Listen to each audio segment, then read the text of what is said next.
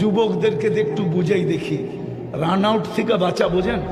Run out থেকে বাঁচার সর্বশেষ চেষ্টা কি? ও যুবক বলো না, কি করা?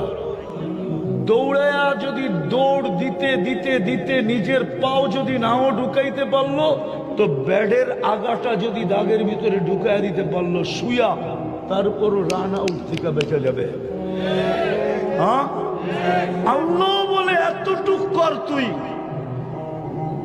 ইসলামের সীমারেখার ভিতরে পাটা রেখা আসিস, এটার থেকে যে বাহিরে যেন না যায়। কিন্তু ইসলামের সীমারেখার ভিতরে পাটা থাকবে কি করে? এটার জন্য তিনটা কাজ করতে হবে। যদি করতে পারেন তাহলে ইনশাআল্লাহ কসম খোদা আপনার পাও ইসলামের সীমারেখার থেকে কখনো বাহির হবে না। পারবেন? হ্যাঁ পারবেন? বলবো? হ্যাঁ বলবো। একটা হলো নিজের সম্পর্ক মসজিদের সাথে জোড়া। ইন্নামা ইয়ামুরু মাসাজিদাকুম মান আমানা। তাইলে বোঝা গেল আপনার ঈমান সবসময় টিকা থাকবে যত বেশি মসজিদের সাথে ঘনিষ্ঠ হবেন। আজকে আল্লাহ নারাজ এই কারণেই, নারাজ এই কারণেই নারাজ যে আজকে সব ভরা, শুধু মসজিদ খালি।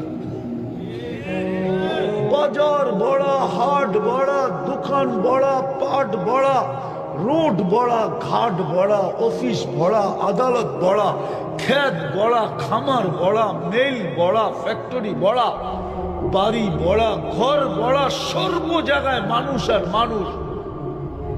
হায় হায়, সব জায়গায় মানুষ আর মানুষ।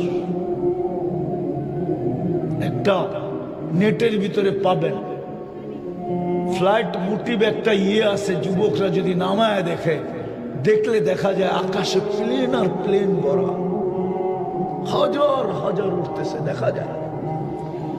সমুদ্রেরটা নামাইলে দেখা যায় সমুদ্রে জাহাজ আর জাহাজ, কিন্তু খালি কারগর কারগর কারগর। ডাকে তারপরও, ডাকে তারপরও, ডাকে তারপরও।